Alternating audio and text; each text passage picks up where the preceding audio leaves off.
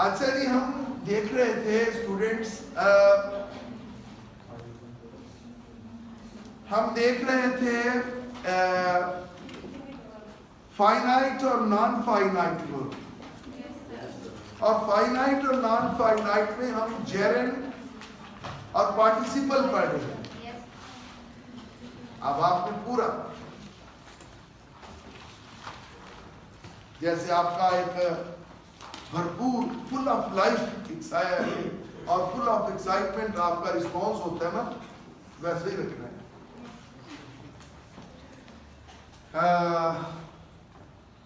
तो हमने क्या देखा था, जेरेंड क्या होता है, व्हाट इज जेरेंड, पढ़ लिया था हमने। चले अच्छा, अब नॉन फाइनाइट वर्ब की 3 सूरतें होती हैं, बल्कि 4 कह लीजिए। नॉन फाइनाइट वर्ब की 4 सूरतें होती। नॉन फाइनाइट तो समझ में आ गया हुआ है ना, कि जो किसी सब्जेक्ट का पाबंद नहीं होता। नंबर 2, किसी टेंस का पाबंद नहीं होता। नंबर 3, किसी मूड का पाबंद नहीं होता। क्लियर? हमने कई मिसालें देखी थी कि he went to the river, he went to the river, ये कौन सा है, ये फाइनाइट है या नॉन फाइनाइट है? जी सभी बताया फाइनाइट। कैसे फाइनाइट है ये?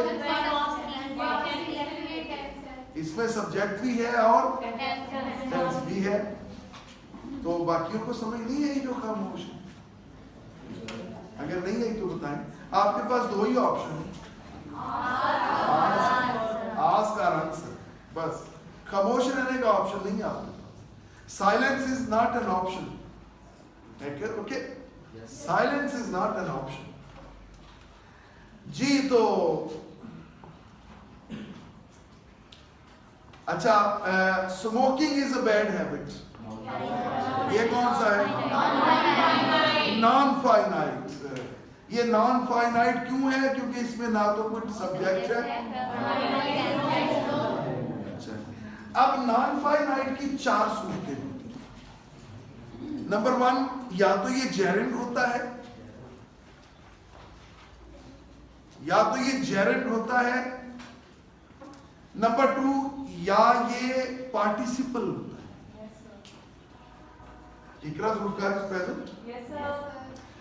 या ये पार्टिसिपल होता है। नंबर 3, या ये इंफिनिटिव होता है। नंबर 4, या ये बेयर इंफिनिटिव होता है। 4 सूरतें। अब फिर मैं बताता हूं आपको। 4 सूरतें होती हैं नॉन फाइनाइट वर्ब की। नंबर 1, या ये जेरेंड होगा। नंबर 2, या ये पार्टिसिपल होगा। नंबर 3, या ये इंफिनिटिव होगा। नंबर 4, बेयर इंफिनिटिव होगा। अब हम इनको बारी बारी जरा समझ लें कि ये क्या होते हैं। जेरेंड को हम वर्बल नाउन भी कहते हैं। Okay, gerund is also called verbal noun. जब हम मेन वर्ब को आईएनजी लगाकर नाउन बना दें, फिर देखिए, जब हम मेन वर्ब को when the main verb with the addition of ing is transformed into noun, that becomes gerund. Clear? यानी जब मेन वर्ब आईएनजी लगकर नाउन बन जाए तो वो क्या होता है जी? मसलन स्मोक क्या है? नहीं, he smokes cigarette. He smokes cigarette. Verb है ना?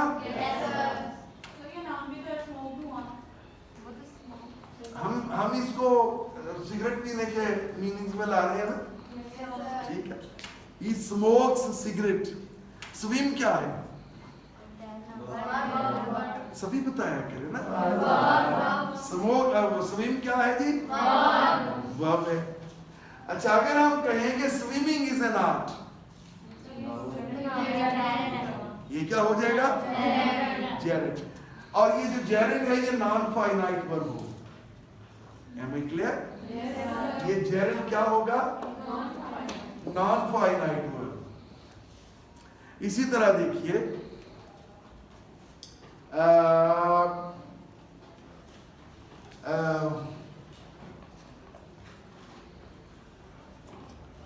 नॉन फाइनाइट वर्ब यानी जेरेंट की और मिसालें देखिए कि रीडिंग। रीड क्या है? रीड क्या है जी? मेन वर्ब है। Reading is a good habit. Geraint.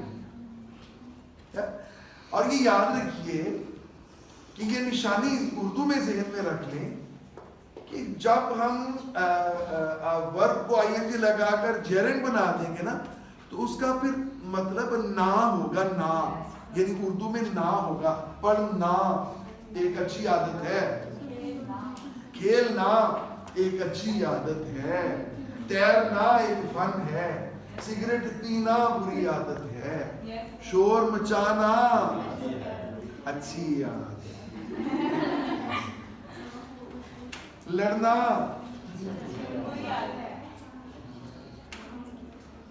Clear हुई बात जी? सोना बहुत। तो ये अच्छा, दूसरा है पार्टिसिपल। पार्टिसिपल क्या होता है स्टूडेंट्स? पार्टिसिपल होता है जब हम मेन वर्ब को when a main verb with the addition of ing or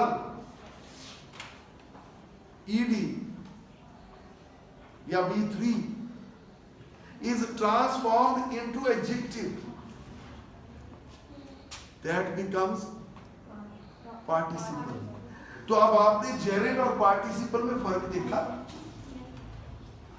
Geraint क्या होता है? जब नाउन, जब वर्ब को हम नाउन बना दें, और जब हम वर्ब को आईएनजी लगाकर या उसकी V3 के साथ एडजेक्टिव बना दें तो फिर वो क्या बन जाता है जी? वो पार्टिसिपल बन जाता है। अब जरा उसकी मिसालें कुछ देख लेते हैं। I saw some flying birds in the air। Flying birds. अब कैसे पता चला कि ये एडजेक्टिव है या नाउन है? फ्लाइंग के साथ नाउन आ रहा है ना, बर्ड। क्लियर? तो उर्दू में अगर आप निशानी चाहें तो उसका फर्क ये होगा कि जब हम जेरेंट बनाएंगे तो उसके उर्दू में तर्जुमा बनेगा नाम, इसका बनेगा हुए, हुई। ठीक है? मैंने उड़ते हुए परिंदे देखे। Am I clear? मैंने रोती हुई लड़की देखी। I saw weeping girl। Clear? I saw crying girl। समझ आई ना बात? यहाँ पे क्राइंग हुए, हुई, तो ये एडजेक्टिव है और ये क्या होगा? पार्टिसिपल। आज आपका जरा रिस्पॉन्स लो है, मेरा ख्याल नाश्ता नहीं करके आए, है ना? तो रिस्पॉन्स आपका, आपके रिस्पॉन्स से जरा क्लास अच्छी बनती। तो क्या होगा जी? ये पार्टिसिपल होगा। You got the point? अच्छा, पार्टिसिपल होते हैं दो तरह, एक प्रेजेंट पार्टिसिपल, एक पास्ट पार्टिसिपल। प्रेजेंट पार्टिसिपल तब बनता है जब हम आईएनजी लगा के बनाएं। पास्ट पार्टिसिपल तब बनता है जब हम V3 से बनाएं, यानी वर्ब की तीसरी फॉर्म से। उसकी मिसाल भी देख लें।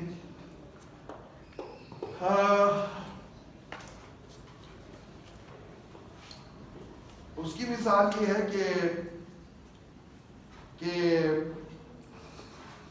आप दें कोई मिसाल उसकी। There are many well defined subject. Well done. देखिए, well defined subject, defined subject. Subject क्या है? नाउन है। Defined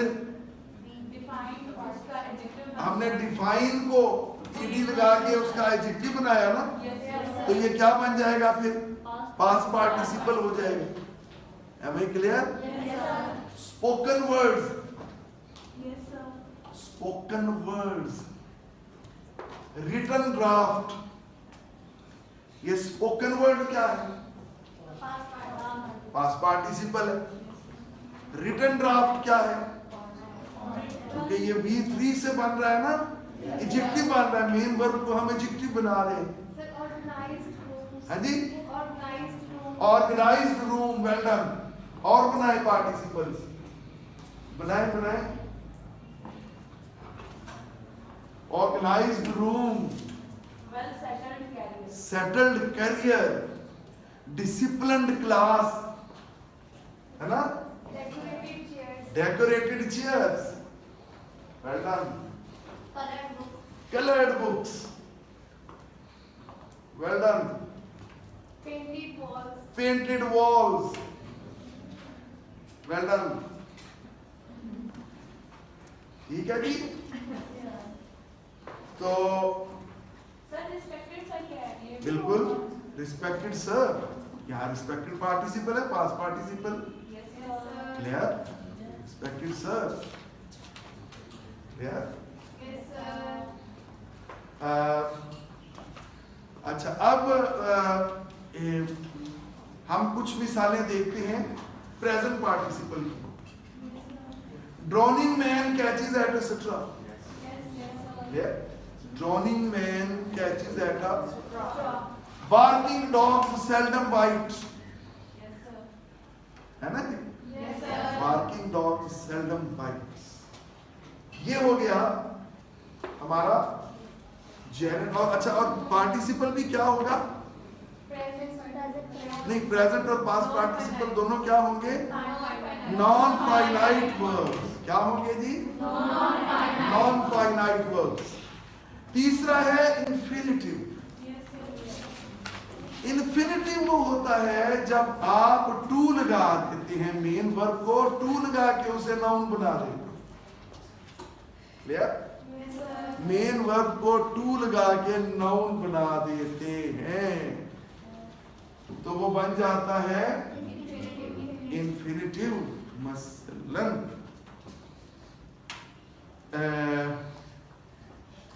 I want to go to America. I want to go, वो अकेली ही हनीमून मनाने चल दी। हम एयरपोर्ट पे चिल्लाते रहे, जाना जाना। लोग इसको तेरी तीरा निगाही समझे। तीरा निगाह समझते ना, तीखी निगाह। तू तो बचपन ही से महंगी है ना जाना। तो to, I want to go, ये जो टू गो है, इसका अगर आप उर्दू में तर्जुमा करेंगे तो क्या होगा? मैं जाना चाहूँ, जाना। तो मैंने आपको बताया था ना कि नाउन का जब हम बनाते हैं उसको, उसका जो बनाते हैं ना जी जेरेंट, तो उसका मतलब फिर ना हो जाता है, ना।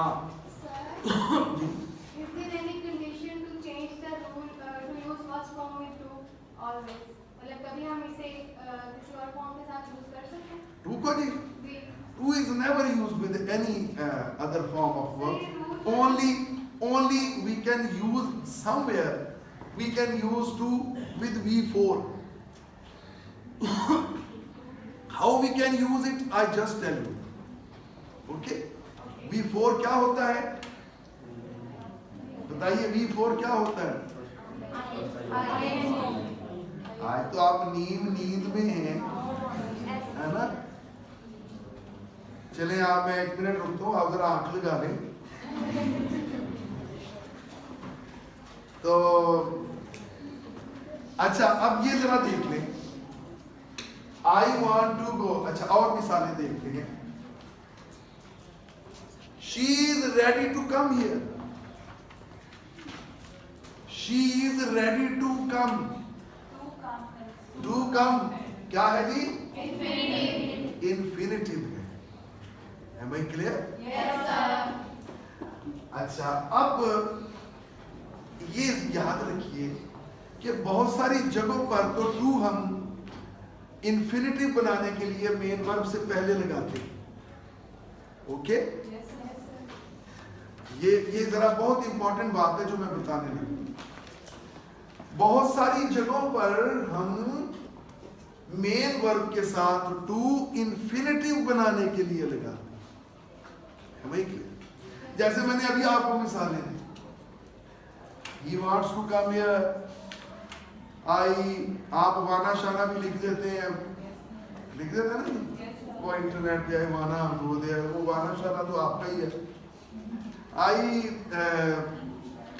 wish to come here, he दे मिसाल, आप दे मिसाल infinitive. I want to sing the song और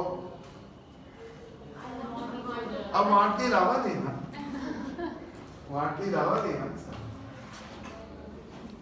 I want to I like to invite you. I like to invite you, कब? Party. He comes to attend the party. He Bears up to attend the party. to attend the party, बिल्कुल ठीक। और she speaks to confirm her truth, कुछ कह लें। I write to convey my message, clear?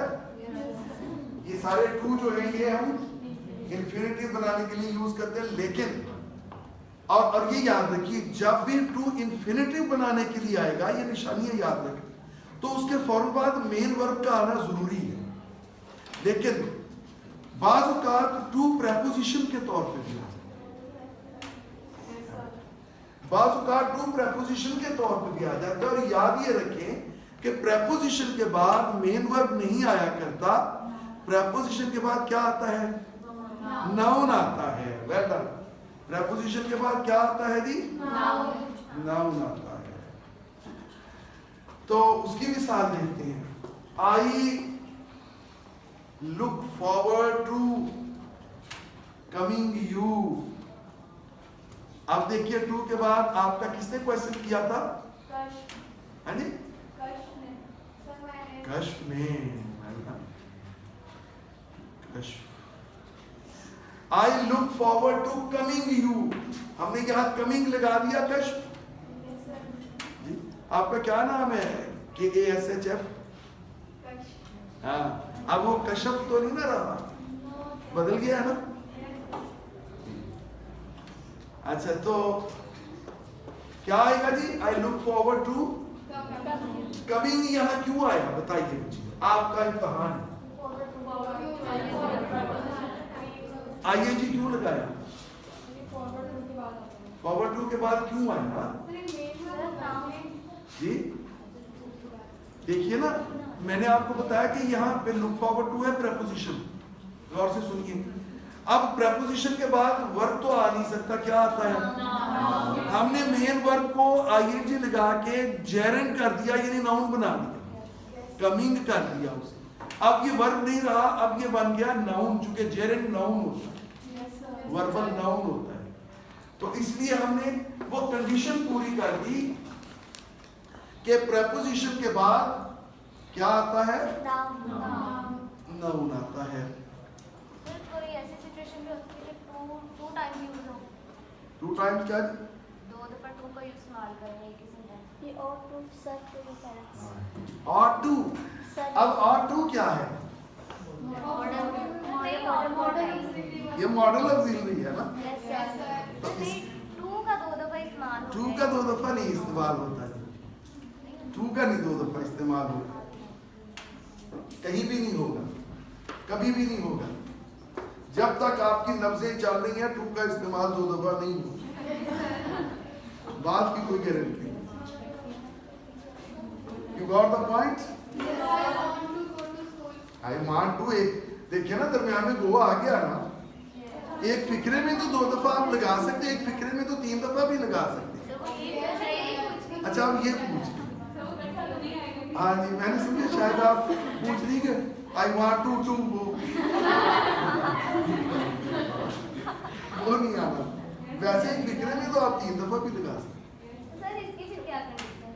I want to go to school. देखिए आप यहाँ पे जो पहला टू है ना, एनालिसिस करें जरा, समझे इसे।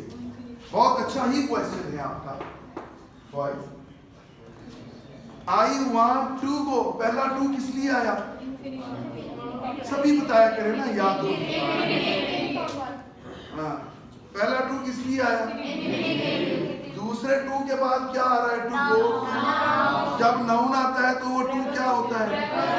वो प्रेपोजिशन होता है। तो समझ आई बात? पहला टू यहाँ पे नाउन है, इंफिनिटिव बनाने के लिए आ रहा है। दूसरा टू प्रेपोजिशन प्रेपोजिशन के तौर पर इस्तेमाल हो रहा है। You got the point? अच्छा, अब है जी लास्ट बेयर इंफिनिटिव। यहाँ तक समझ आ गई? चले आगे। कोई क्वेश्चन है तो बता दीजिए।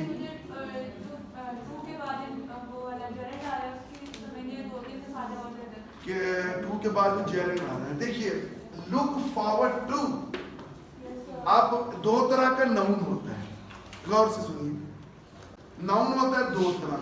एक नाउन वो जो जेन्युइन ओरिजिनल नाउन होता है, जैसे हमने अभी स्कूल देखा, स्कूल ओरिजिनल नाउन है।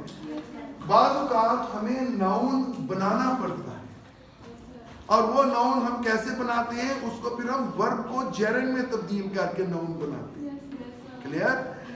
वो इसलिए बनाते हैं क्योंकि कुछ रूल्स फिक्स्ड है ना, और ये भी रूल फिक्स्ड है कि प्रेपोजिशन के बाद नाउन ही आना, आप वर्ब नहीं लगा सकते। तो फिर हमें मजबूरी ये हो जाती है कि जब प्रेपोजिशन के बाद आ वर्ब रहा हो तो हमने वर्ब तो लगाना नहीं, फिर हम उसे आईएनजी लगा के नाउन में चेंज कर देते हैं, जेरन बना देते हैं। इसलिए अब लुक फॉरवर्ड टू ये एक प्रेपोजिशन है। You got the point? He looks forward to coming here. और मैं मिसाल देता हूं। He is used to coming here. He is used to। आपके लिए ये फिक्रा नया हो सकता है ना? हाँ जी, दो यूज टू जो है ना जी, मॉडल ऑक्सिलरी है। जब ये मॉडल ऑक्सिलरी के तौर पे आएगा, हाँ जी, मॉडल ऑक्सिलरी ही यूज टू। ये देखिए, एक तो यूज टू जो होता है ना, वो पास्ट के लिए आता है, वो आया करता था। उसमें तो सिंपल है, ही यूज टू कम हियर। यहाँ पे जो यूज टू है, यहाँ पे जो यूज टू है, ये मॉडल ऑक्सिलरी के तौर पे आ रहा है। Am I clear? अच्छा, एक है वो ये काम करने का आदी है। हाँ जी, नहीं, हैबिचुअल पास्ट तो हमने पहले पढ़ा ना। He used to come here, वो यहाँ आया करता था। यहाँ पे used to मॉडल ऑक्सिलरी है। कैसे पता चला कि मॉडल ऑक्सिलरी है? कि इसके बाद क्या आ रहा है? Used to come here, used to come here. She used to sing a song. I used to write a letter.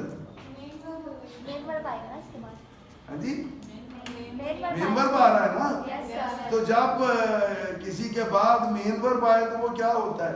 वो ऑक्सिलरी वर्ब होता है ना, मॉडल वर्ब होता है। वो मॉडल वर्ब होता है। नहीं समझ आ रही? आ गई है? तो ये आप कुछ चीजें ना अपने ज़हन में फिक्स कर लेंगे कि अगर इसके बाद मेन वर्ब आ रहा है तो ये मॉडल ऑक्सिलरी है। अगर टू के बाद मेन वर्ब आ रहा है तो वो इंफिनिटिव है। समझ आई है बात? She used to come here. यहाँ used to, यहाँ टू अलग नहीं है। used to, इसलिए हम उस टू को इंफिनिटिव के तौर पे नहीं ले रहे।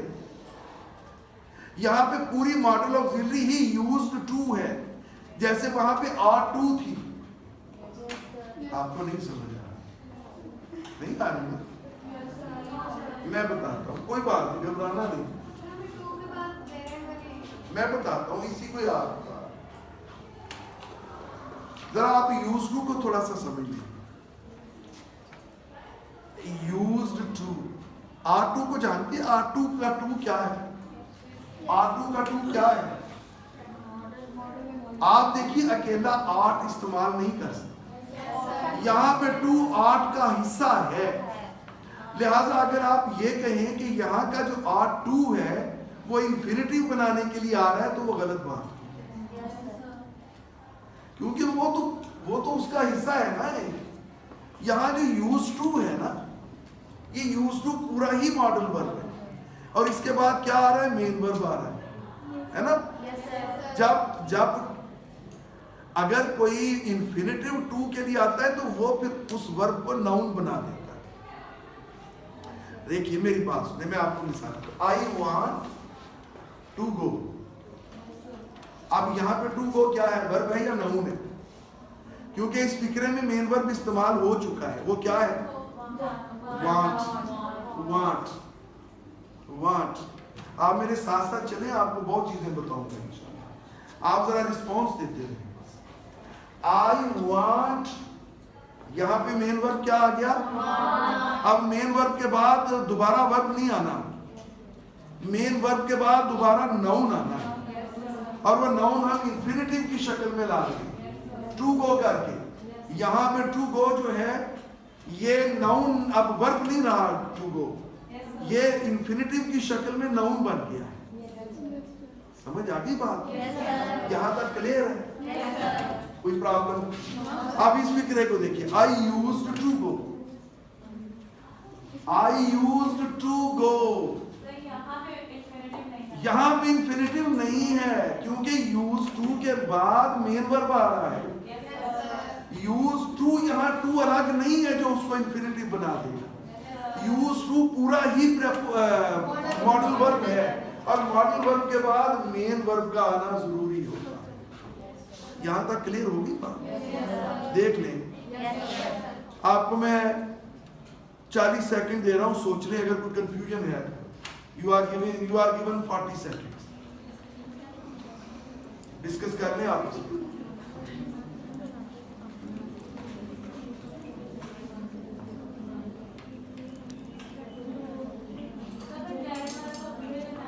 हाँ जी,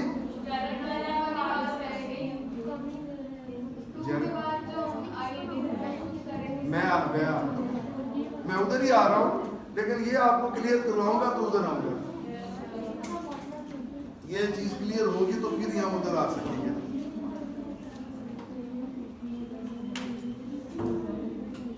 अगला मेरा पॉइंट वही है। हो गई जी क्लियर बात? कोई कंफ्यूजन है तो बता दें। चलूं अब आगे। अच्छा, ये तो यूज टू था मॉडल वर्ब। आप प्लीज सुने, एक मॉडल वर्ब, एक यूज टू होता है जो हम बतौर प्रेपोजिशन यूज करते जी। उसका क्या मतलब होता है? उसका मतलब होता है आदि होना। ही इज, उसमें ये होता है कि नाउन या प्रोनाउन यानी सब्जेक्ट के बाद आप इज आर एम या वाज वर लगाते। He is used to. अब यहाँ पे चूंकि यूज्ड टू प्रेपोजिशन है, इसके बाद अब आप स्मोक नहीं लगा सकते। अगर स्मोक लगाएंगे तो वर्ब हो जाएगा। He is used to इसलिए नहीं लगा सकते कि ये used to जो है ये भी इंफिनिटिव तो नहीं बनाएगा ना। समझ नहीं आया सर। एक तो ये पहली बार पहला अजी आगे गई ना। देखिए ना, यहाँ पे भी यूज टू जो है, आप यहाँ के यूज टू यानी टू को बतौर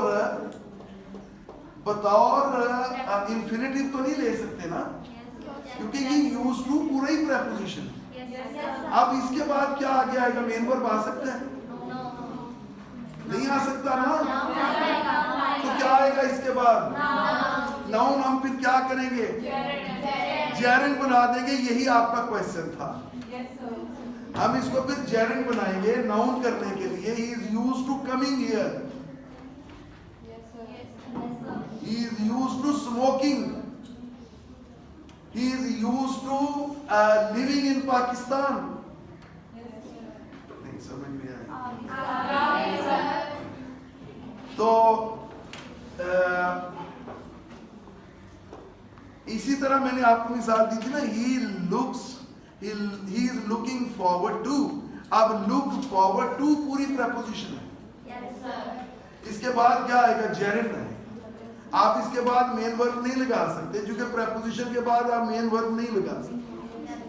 He looks forward to coming here. He is look forward to. Clear?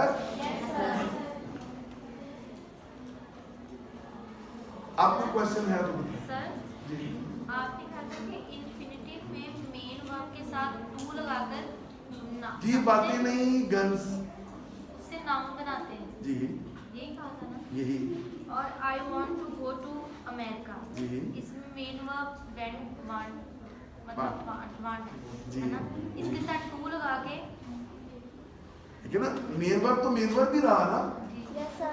यहाँ पे हम वांट को तो नहीं इंफिनिटिव बना रहे, वांट तो मेन वर्ब भी है, हम गो को इंफिनिटिव बना रहे हैं ना, टू लगा। You want to go, वो जाना चाहता। नहीं समझ आई बात? नहीं आगे आ गई है? चले आगे।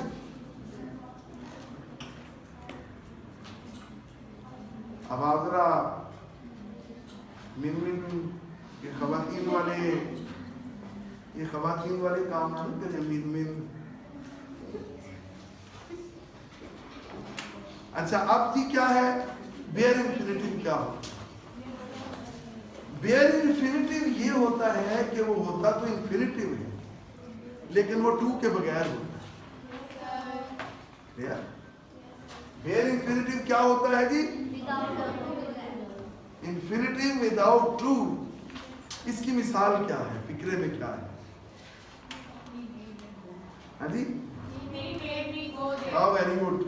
He made me to go नहीं लगा रहे हम, go there, वो वहां, उसने मुझे वहां जाने के लिए मजबूर। और ज्यादा आसान मिसाल में देता हूं, let me go there। यानी आप यहाँ पे let के बाद हमेशा बेयर इंफिनिटिव लगाएंगे। अगर आप लगाएंगे कि let me to go there तो फिक्रा गलत हो जाएगा। इंफिनिटिव बनी नहीं, क्योंकि ये हाँ लेट के बाद आता ही बेयर इंफिनिटिव है। और बेयर इंफिनिटिव क्या होता है? Infinitive without to. He let me go there, अमूमन हम लिख देते हैं he let me to go there. नहीं, wrong. He made me to go there. No, wrong. He made me go there. Clear? He wished me come. He wished me come here. He wished me come here. He wants me go there. He wants me to go नहीं आना। यहाँ भी bear infinitive आएगा, यानी wish, want, make और let, इनके बाद क्या आते हैं?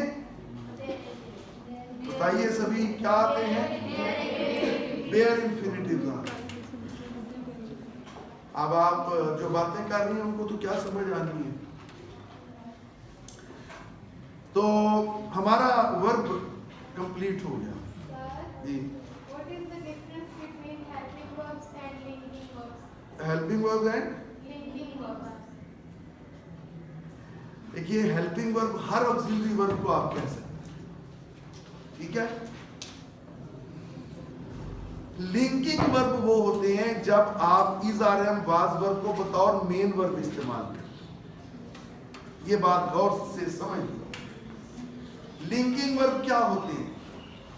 जब इज आर एम और वाज वर्ब बतौर मेन वर्ब आते हैं। हमने पढ़ा है ये मेन वर्ब कब आते हैं? जब इनके बाद नाउन आ रहा होता है। Well done.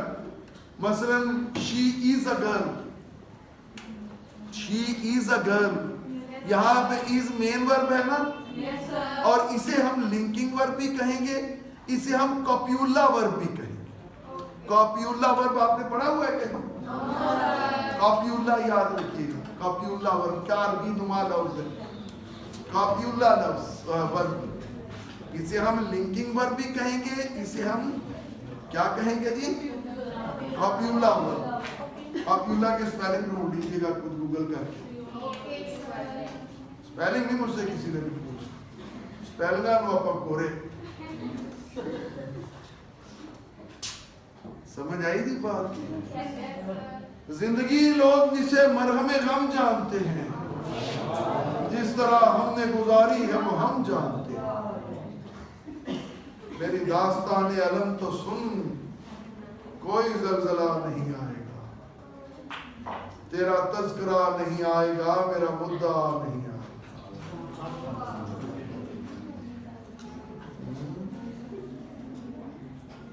तो